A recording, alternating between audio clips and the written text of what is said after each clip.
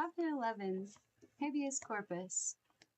The national sensation caused by Toad's arrest, or more accurately, his recapture, after his gal break some years before, may well be imagined. It is all too rare that so unscrupulous and habitual a confidence trickster and common criminal is arrested in the midst of the society wedding of the year.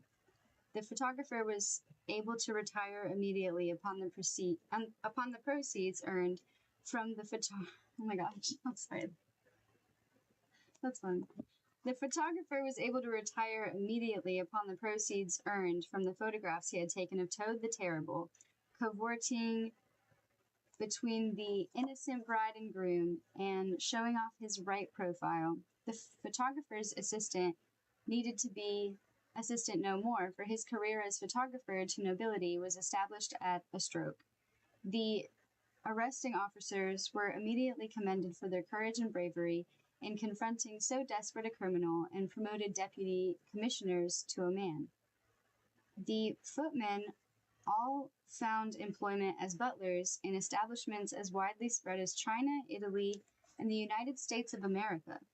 The bishops could not be promoted much higher than they were, though one discovered his ambitions for a different see as a result of the events of that day. But if there were spare cathedrals going, they were theirs, and all sorts of ecclesiastical commissions and sinecures came their way. While the chimney sweep's wife, whose righteous indignation was spread across the front pages of newspapers throughout the land, and in 28 foreign lands, and all the colonies as well, received more than 50 offers of marriage by the following weekend. It was as well she accepted none of them, for bigamy is a serious offense, yet who could have blamed her if she had? For while it was true that her chimney sweep husband was missing, presumed dead, the harsh fact was that, having so unexpectedly discovered the pleasures of being the heroic aviator who risked his life to save the town by steering his flying machine so bravely beyond it, all thanks to Toad, he was in no hurry to revert to his humdrum and sooty life and wife.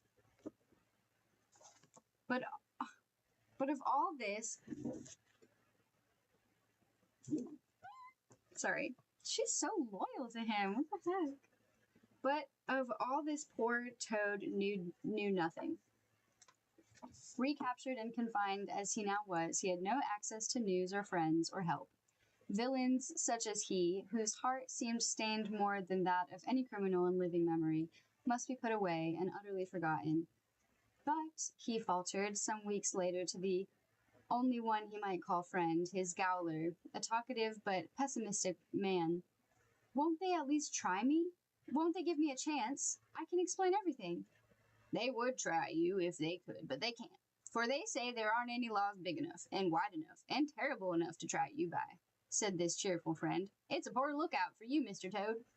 Is there no hope at all? Whispered Toad. None, said the gaoler. Or none that I can see. You're in here for life, plus 25 years, I reckon. Oh dear, said Toad, slumping. But look at the bright side, said the gaoler, who liked to try to cheer his charges up, for he had a kindly heart. You're getting on a bit, so you're not likely to survive more than 20 years or so. It'll go by in a flash. But 20 years of prison life did not pass through Toad's imagination in a flash at all, but rather dragged by, long second by second, tick-tock, or as slow as the drips of water from the roof of his dank cell, and as aimless as the cockroaches which trod their heavy way across the granite flags beneath his iron bed. What's the charge? Asked Toad some time later. Charges plural, you mean. Charges manifold. They do say there are too many and too great to name. Is there no hope? None. No news? No. No sign of anything at all? Hardly any. Hardly any, repeated the desperate Toad, sensing, if not quite a glimmer of hope, but then at least a distant chink of light. Shouldn't say this, Mr. Toad, but they're thinking of having an identity parade. For who? Whispered Toad with widening eyes. For far from finding hope in this, he saw only further trouble. Can't say more, Mr. Toad. I've had said quite enough. Now eat your bread and drip in like a good fellow, and would you like a second mug of cold water, seeing as it's Sunday? Toad shook his head and sighed. I'm not very hungry or thirsty, he said in a very small voice. Well, I'll leave it there all the same, said the gaoler, and went on his way. An identity parade. Could there be doubt about who he was? Of course not. He was Toad.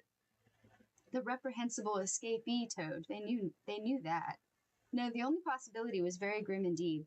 It meant that Toad had been accused of some additional crime, and his accuser was to come and pick him out, just to be certain. Toad bowed his head and sighed again. I am lost and forgotten forever, he told himself. I have no friends to care for me, and if I had, what could they do for me now? Nothing. Yes, Toad is forgot. Great tears came to Toad's eyes and rolled down his cheeks and fell with audible plops upon the ungiving stone floor. Forgot, he whispered again, and wept. Yet Toad was not forgotten at all. His name, for those few days after his capture, and before other more salacious news displaced him from the scandal sheets and daily papers, was on every lip and elicited much excitement.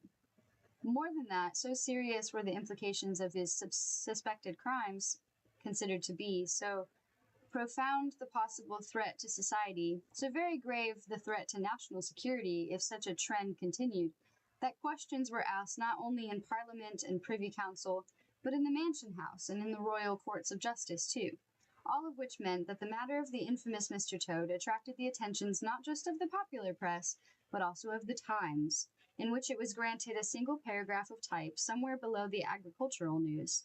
Now, it was many a year since a newspaper from the town had found its way anywhere near the inhabitants of bank and river, meadows and wild wood.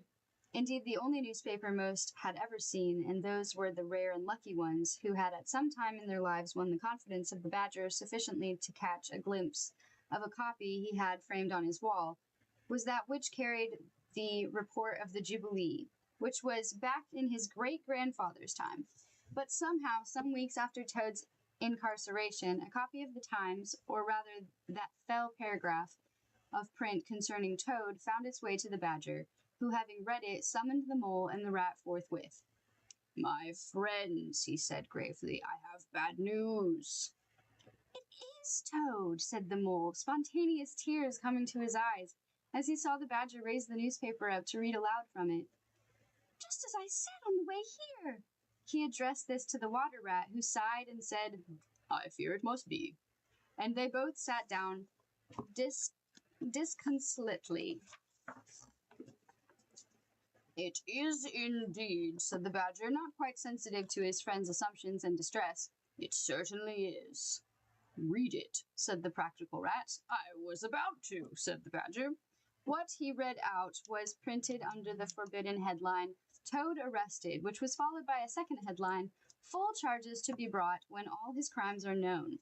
The paragraph succinctly set out the long list of wretched crimes and felonies, which all the circumstantial evidence pointed to Toad having committed, and said much else besides. It spoke of weddings ruined, of brides distraught, of lords and bishops and the police, and it exposed the attempted abduction of an innocent wife, a crime of the lowest and most scurrilous kind.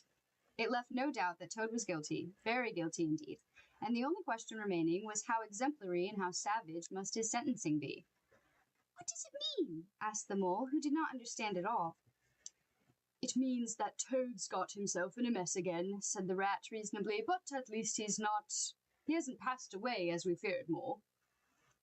It means that it is a mess Toad is likely to get out of this time.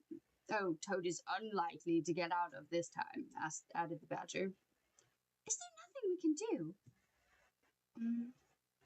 Against such evidence, when lords and bishops and police and wronged wives have been invoked, said the Badger, I doubt it very much indeed. I suppose that a successful plea might perhaps mean that rather than being quartered, he might be merely hanged. Oh my, said the Mole softly, I feel quite unwell. They sat in silence, ruminating somberly, for this was so far out of their domain that they saw no way to help their errant friend. One thing's rum about it all, said the Rat at last. In fact, I would call it peculiar. What's that? Said the Mole almost indifferently, for what was the point of musing on when nothing could be done? There's no mention of the flying machine, is there? That's right, isn't there? Isn't it, Badger? Badger sat up, suddenly a little more alert. You are right, he said, examining the newspaper once more. That is most observant of you, and it is certainly, as you put it, very rum indeed, I must think. The badger began to think very hard, and went into so profound and impenetrable a silence that the rat and the mole eventually left him to it and set off towards Otter's house. It was this time of year when winter seemed almost done, but spring had not yet quite shown its face.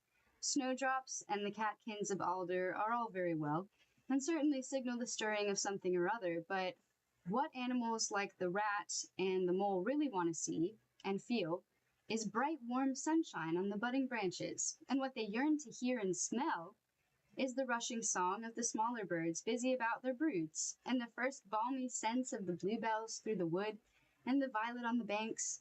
Then, too, both knew full well that winter was quite capable of asserting itself again, and bringing upon them all its cold and rain, winds and hail, as if to say, I'm soon going for quite a time, but this is just to remind you that one day I shall be back.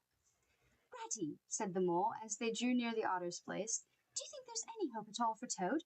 Or should we try now to forget him, remembering him sometimes only in our wishes and prayers? Mole said this so gently, and in so caring a way that it almost brought tears to the sturdy water rat's eyes. Yet what hope could there be, given the mess Toad had got himself into? Why not even Badger? I think, said the water rat cautiously, that if there's anyone hereabouts who could find a way out for Toad, however slim and slight it might be, it would be Badger. I don't know what he was thinking about when we left him, but that he was thinking, there could be no doubt. We both know that when Badger thinks like that, things tend to happen, so we'll just have to wait and hope. Now let's see if Otter can cheer us up with a warm drink and better news than we've had so far today. Badger certainly did think, hard and long, barely moving from the chair that the rat and mole had left him in till nightfall, when he rose slowly and stiffly, stretched, and lighting a candle, went into his study and sat down at his desk. It was many years since he had been moved to write a letter, and never before had he felt sufficiently moved by the importance and injustice of a matter that he must address his letter to that most august and revered personage, the editor of the Times. But so he did, marking the envelope clearly in his bold hand, private and confidential, not for publication. Such was the result of his thoughts, and when morning came, he summoned to his presence the swiftest and fleetest of the stoats, and began to address him thus. We have not always seen eye to eye, you and I. Nor can I say that in the matter of the promised high tea in these modest rooms of mine, I have behaved with the speed I should have. That can be rectified, and it will be, but there are some things harder to rectify, before which, when we face them, we must all forget our differences and fight for the common good. Yes, said the stoat dubiously. What particular thing have you in mind? A grave miscarriage of justice, said the badger. Now listen to me. You will take this letter, and using all your cunning and experience of the wild world beyond the river, you will deliver it as addressed. What's it all about? Asked the unwilling stoat. Ask not what it's about, but who it's about, said the badger. It is about Toad of Toad Hall. Ah, yes, Toad, said the stoat, not without a certain respect and awe in his voice, which Badger did not miss, nor was surprised by. Toad's escapades held a sorry fascination for the stoats and weasels, which one might expect, given their general low character and untrustworthy nature. Like with like, but at a time like this, needs must, and the badger needed stoats, and this one in particular.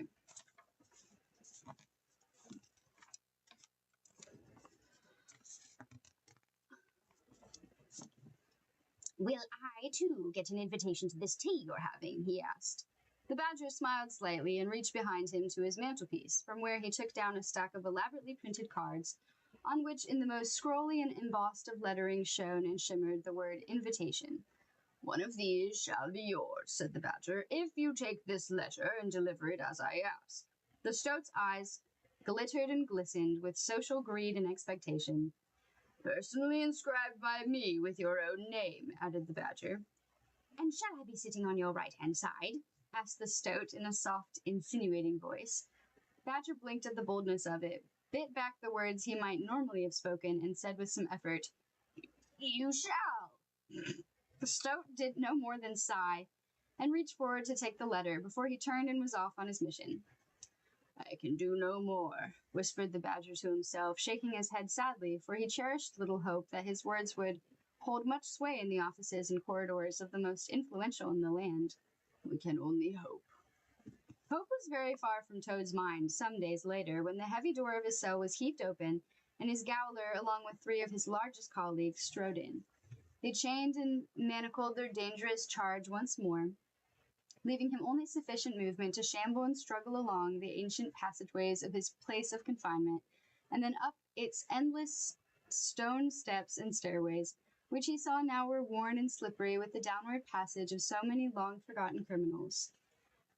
Not that way, cried his pessimistic friend, grasping Toad's arm and directing him away from the especially grim and oppressive corridor, into which his labored steps seemed automatically to have led him. At its end was a set of bars, beyond which was an archway leading out into the open air, where, caught by the first sunlight Toad had seen since his incarceration, was what was unmistakably a hangman's noose, swaying invitingly in the morning breeze. Toad let out a gasp of dismay, but his gaoler reassured him. It's all right, sir. You're not on today's list. List? Faltered Toad. Of the finally and irrecoverably condemned.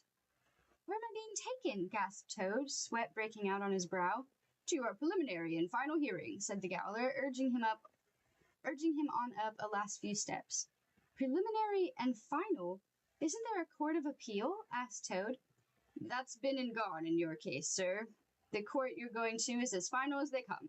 So final, in fact, that it's almost pointless to go through its doors, but one never knows, there might be an upset. An upset? Cried Toad, desperately grasping at straws. There has been an upset before now? When? In 1376, sir. In the case of Saint Simon the Innocent, that was the last time, said the gaoler dolefully. Each dragging step that Toad now took rang out about him like the tolling centuries, and he dared not even raise his eyes when, brought finally to an immense oak door, the gaoler knocked upon it. There was a long wait, during which Toad could hear his own heartbeat before a thin voice called out from within, Bring in the prisoner! The door opened, and Toad was led forward into an immense and echoing chamber, whose ancient arched windows rose before him, and sent down such shafts of light into the dusty interior that for a moment he could see nothing more. But as his eyes adjusted to the light, and he saw that set beneath the windows lengthways was a vast oaken council table, on whose far side were ranged 7 great high chairs, within whose imposing confiners sat 7 imposing figures, berobed, bewigged, long of face, cold of eye, aquiline of nostril, and judgmental of general disposition and effect. Clerk, help the prisoner to the chair, said the most severe-looking of them all, who sat in the center and was the high judge. Toad's gaolers had fallen away to be replaced by a bent and aged man who gesticulated Toad forward with impatience, but not towards some dock or lectern, where Toad might have found some physical support and some cover behind which to hide his shaking form. Instead, his footfalls, chains, and manacles, all echoing out his obvious guilt, Toad was pushed towards something more fearsome by far than any dock, even the infamous dock of Court Number 1 Old Bailey. It was a chair, huge and hard, so huge indeed that the clerk produced from somewhere a small wooden step, that Toad might clamber up and be seated in a seat far too big for him, a seat so immense that his back was not quite supported, nor his knees quite far enough forward to go comfortably over its front edge, and so high that his legs and feet dangled down, but could not reach the floor. The chair had immense wooden arms, upon which, securely fastened with great hammered bolts, were metal restraints, which had the general demeanor and character of thumbscrews. The clerk raised Toad's unresisting arms to these, and fastened him so that he could not, had the thought come to him, and he been tempted to turn it into action, make a run for it. Is the prisoner comfortable?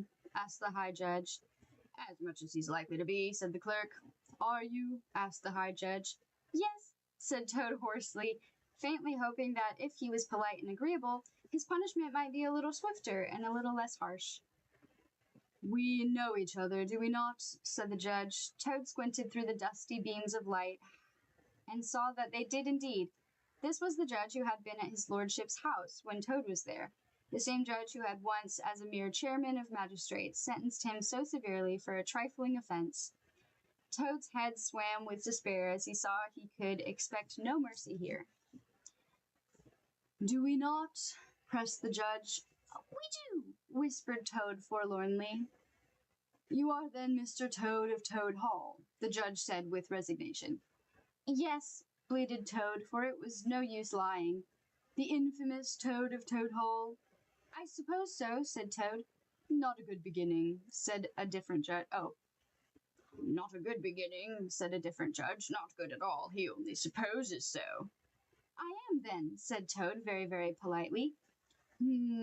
Said the judge, and with the others fell into a silence which deepened by the second and quite robbed Toad of any hope. But then he dared have a thought. Sirs, your honours, your high lordships, he cried, is there a lawyer who might represent me? There were 7 sharp intakes of breath and 7 more sighs of disappointment and a 7-fold pursing of lips. But worse was to follow. Finally, one by one, they smiled. Ghastly smiles, as it seemed to Toad, like fiends offering poisoned crumpets and butter to a tea-time guest, and one of them said, Toad of Toad Hall, why should you need a lawyer when you have us? This was followed by another long silence, which itself was followed by a dry interrogative noise. Eh? Am I to answer? Faltered Toad. You are, and much may depend on your answering correctly. Why should you? I don't need a lawyer, or counsel, or help at all, cried Toad. I'm happy, very happy with you all. Let that be noted, said a sharp voice. The prisoner thereby expunges, exterminates, obliterates, and dismisses by his own admission all his rights, privileges, prerogatives, powers, and prerequisites to be represented here by another or himself, and agrees forthwith to be interrogated, assessed, tried, considered, examined, and judged without recourse, help, respite, or care by us in the sole, exclusive, inalienable, immediate, and eternal duty vested in us by their lordships, the bishops, all 5 of the police commissioners, themselves answerable, though that is now too late and beyond possibility to the monarch himself, and all his heirs and issue for evermore. Eh, Mr. Toad? Yes, said Toad, who understood nothing but that all hope was now gone forever. The prisoner agrees. At this, and rather to Toad's surprise, the 7 judges rose to their feet to shake hands and congratulate each other before resuming their seats once more, and their general somber demeanor. Bring forth the list of charges, clerk. The list, which was so lengthy that it had been bound between leather covers and had various markers in it for ease of reference, was brought past Toad from somewhere behind him and placed upon the table. One of the 7 judges, Toad could never be quite sure which was to speak or which had spoken, opened the book and pored over it before reading. Toad of Toad Hall, whereas it is known that you did on the 18th day of... The horrid words charged towards Toad like so many wild horses, and overwhelmed him, and trampled him where he sat, so that his head was dizzy, and he saw stars before his eyes. On and on they went, till like grey light at the end of a long dark night, he heard this. Therefore, Toad of Toad Hall, you are here charged as miscreant, felon, and common criminal with... The horses came galloping back again and charged him down once more, so that, breathless and beaten, Toad could only whisper his reply when finally asked, How do you plead? Guilty, my lords. To all 116 charges? Began another of the judges. Toad gulped. Including the attempted abduction of the said sweep's wife and her 5 children, continued a third judge, and the damage extensive and absolute to property internal and external of his lordship, the... Yes, yes, yes, cried Toad, unable to sustain the awfulness of sitting in so terrible a place. Not to mention, though we must ensure the theft in the 2nd and 3rd degrees, and attempted manslaughter in the 4th degree. It was all me, said the abject Toad, all me. It is a pity, said another judge, that you have shown no remorse or shame for what you have done, for we have some power to mitigate, some small token of regret and pity for your victims, or a sign that you could learn from your mistakes. I do feel shame, cried Toad. I do feel regret. And not only for those victims you have mentioned, but for others too. Oh, I do. Others? Whispered the High Judge in the center. Did you mention others? Are they not all listed? Oh no, said Toad, weeping real tears of contrition, and hoping that the sight of them might ameliorate a little the sentence that was soon surely to be passed. For I also let Mole down, and I may have been the cause of Rat's death. This unexpected confession produced a sudden silence, but of rather a different temper than those that had gone before. It was a silence of puzzlement, even of dismay. Mole? Rat? Who may they be, pray? Friends of mine, wailed Toad. Oh, I did not mean to leave Mole to die, wailed Toad, or to have Rat fall out of the flying machine, but you see there was something so magnificent about it all that I carried away for a moment, and so, without knowing what I was doing, and quite without any premeditation or forethought, his confession came tumbling forth and went on a very long time, yet they heard him out, and when he had finally finished, they sat once more, staring at him in silence. Clerk, bring forth the evidence that we may re-examine it for inaccuracy and a tendency towards undue leniency, said one of the judges, or find some support for these claims, and the prisoner has now made. Hear, hear, cried all the others, falling into jovial and cheerful chatter among themselves, while they waited for the evidence to be brought. The evidence, all 21 quarter volumes of it, close printed and each leather bound like the list of charges, eventually arrived, pushed in by the clerk's assistant, and neatly stacked upon a silver trolley, as if it was roast beef all cooked and ready to be carved up in the private restaurant of the Royal Courts of Justice. The re-examination of this material took some considerable time, during which Toad wilted yet further, the only relief being that the shaft of light that had been upon him at the beginning shifted somewhat to his right side. No mention of the water rat here, said the High Judge with a terrible sigh, nor any of the mole either, it would seem, nor of the flying machine you may claim to have flown. The High Judge looked up at Toad and, frowning the deepest and most thorough frown yet, said, This is grave, Mr. Toad, grave indeed. To the 116 charges already brought and officially listed must forthwith be added 18 more of false claim, of impersonation, of subjugation, of mechanical property, namely a flying machine, there was something about this mention of the flying machine,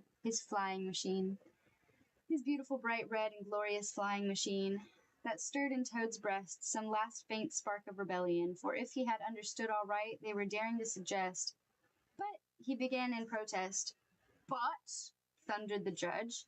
Toad blinked and struggled to raise himself a shade from the semi-supine posture into which his chains and restraints, combined with fatigue physical and emotional, had forced him. I wanted to say, he wants to say something voluntary and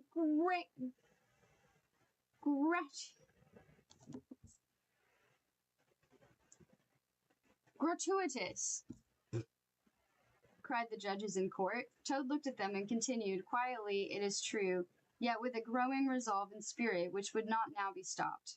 To say, he continued, that it was my flying machine, and I did fly it, and I'm sorry if it careered about the town somewhat and disturbed people, but Toad could say no more, for he had no more strength, no more hope.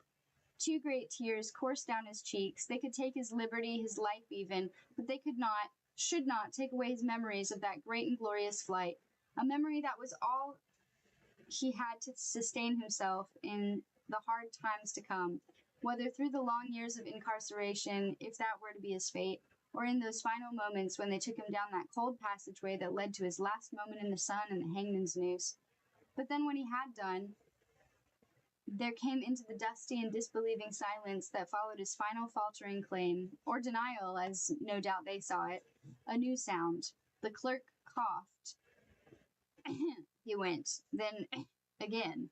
But if this was meant to draw the attention of the judges to some point of procedure they had overlooked, it failed.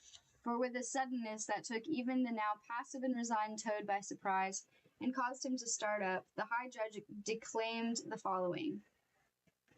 The prisoner, having been examined, considered, and found utterly wanting on all accounts, and probably several more, The verdict will now be given, and the sentence served, and the consequential punishment, for we may reasonably preempt matters by assuming on the strength of the evidence, and the prisoner's paltry submissions, that guilty it will be, brought forward to the earliest opportunity, unless there be any here who, coughed the clerk once more. Yes, clerk, have you anything to say? Should I have put on my black cap already? Is that it? My lord, there are the depositions on the accused behalf. Nothing, not even an earthquake, could have had more effect on the 7 judges than this simple reminder from the excellent and orderly clerk of the court. Yet the high judge retained his composure, though the others gasped for air and mopped their brows and undid their legal collar studs and, in 2 cases, removed their heavy wigs, and said with admirable understatement, "Depositions in the plural?"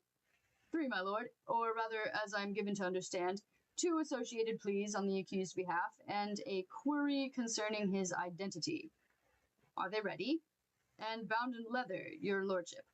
A last tome was brought in, this one so light and thin, so inconsequential looking in all respects, that it was carried by the under-assistant to the clerk's assistant. Just for the record, your lordship, said the clerk to cover himself. The judges eyed the slim volume with distaste, till one of them, with an "I suppose we must at least glance at it," opened it and glanced. But, he declared, visibly nonplussed at what he read inside. But, said another, passing it to the third. But, said he, this deposition, from no less a personage than... The clear and mighty lettering at the head of the thick white notepaper of the document that had caused such a stir was unmistakable, and put awe into all their hearts, for it was from the editor's office of that newspaper so august and mighty, that it could be said that it was to truth what the Bank of England was to sterling. Need there be more than this? It asked of the 7 rhetorically. The deposition was read, followed by the 2 other documents, and Toad was astonished to hear 2 names whispered by the judges, in the same breath as that of the editor of the greatest newspaper in the world. One of the names was Badger, and the other was Mr. Prendergast.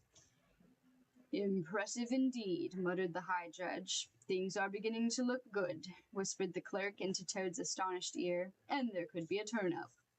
Toad stared, his future now in the balance once more.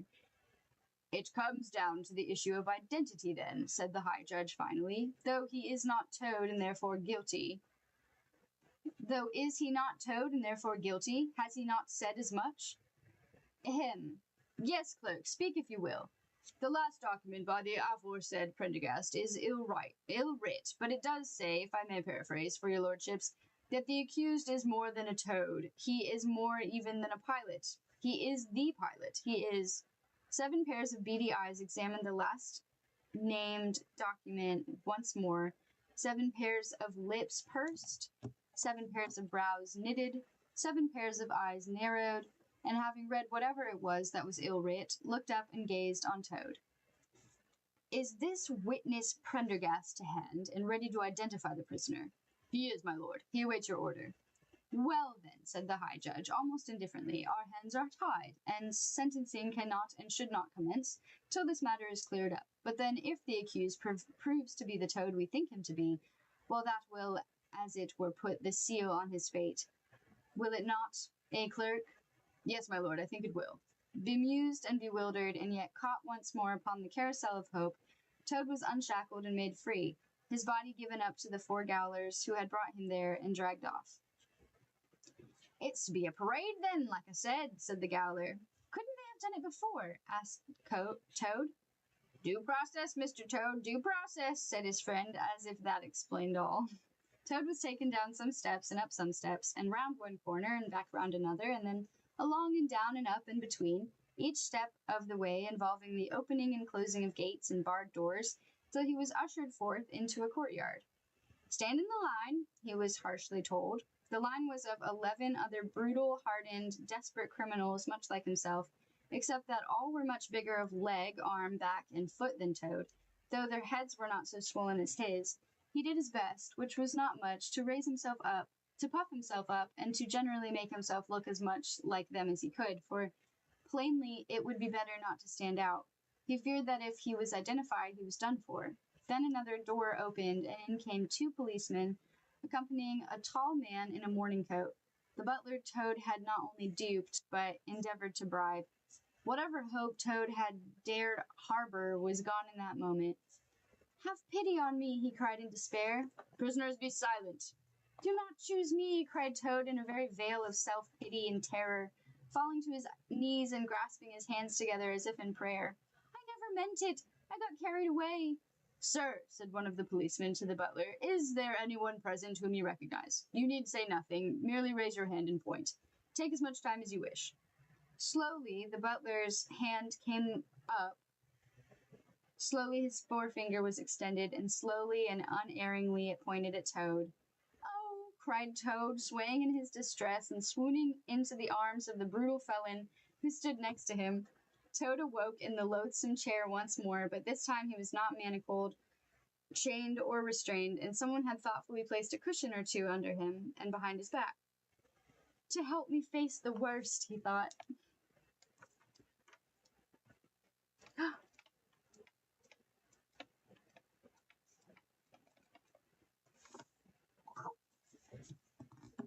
"Prisoner," began the High Judge, "the scales of justice have rarely had to weigh so wretched and hopeless seeming a case as this.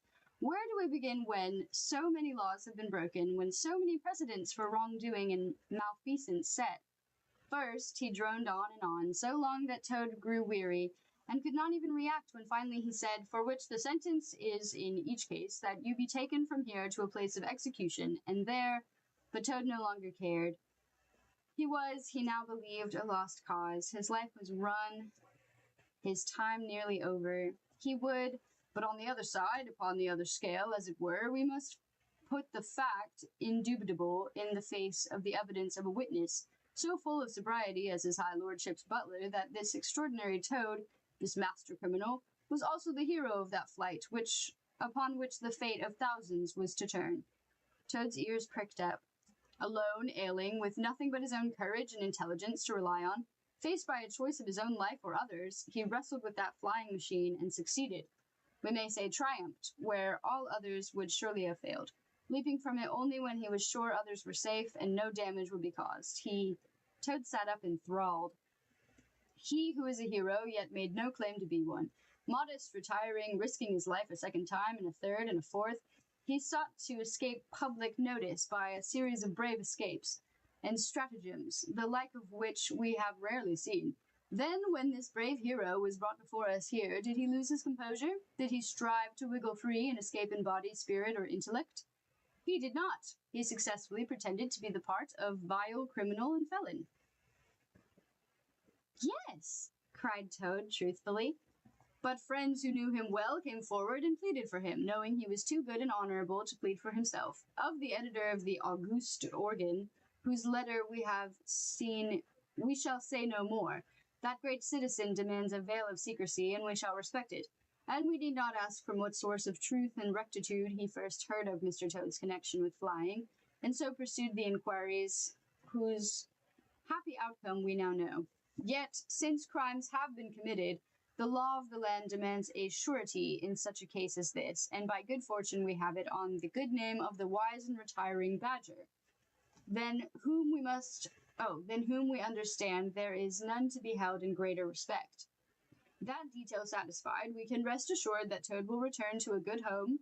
Therefore the scales are in balance, and his evil crimes are exactly matched by the greatness of his actions. He shall go free, and our judgment is that, unheralded before, he shall go unheralded now, just as he himself would wish it." "But," protested Toad, who was beginning to wonder whether to bring the charge of wrongful prosecution right there and then, or bide his time till he had retained the best counsel he could find, and had enjoyed his triumph procession through the town, where he might find a suit of clothes to replace his prison garb. "Therefore," continued the High Judge, "take him hence beyond the city walls, put him upon the high road that leads back to where he came from, and let no man or woman pursue him more. "I am free?" whispered Toad, utterly exhausted. "Free to go, but not to come," was the reply. "Commit no more crimes, or all those sentences of execution eternal will be put back on the list from which they have not yet been fully expunged, and can never be, and we fear there will be no second chance. Toad was escorted from the courtroom, bundled into the black and windowless automobile once more, and taken far beyond the town walls, where he was put out upon the road beneath a road sign pointing south. "There," said the gaoler, "duty done." With that, he placed a shilling in Toad's hand and said, "From his lordship's butler, sir. Says he never had so much fun in his whole professional career as serving Toad of Toad Hall in the master guest bedroom." "He knew me," gasped Toad. "Moment he saw your headgear and goggles, sir." With that, his gaoler climbed into the automobile, which turned and left. Toad stared after it, utterly nonplussed. Then he looked about him, just to see if there were any bishops or lords or policemen or judges or butlers about, but there were none. Just the last of the winter wind, a grey sky, an endless road, and a sign which pointed southwards. It read, "To the river." Toad said not a word. He put one foot in front of the other and set off home without a backward glance. Well, the end. Thanks for listening. I feel dumb. I really thought that was our last chapter, but we do have one more. That's my bad. Cool. But thanks for listening. And then we have just one more chapter, and yeah, that'll be next week, probably. And after this book, once this one's done, we're gonna be reading One Flew Over the Cuckoo's Nest. It's a recommendation I got from someone. I've never seen it or read it. I don't know what it's about, so that'll be cool, maybe. But that's what we're starting next after this one's finished next week. So, cool. Thanks for listening, watching, hanging out, blah, blah, blah. Yeah. Everybody stay safe. Love you guys.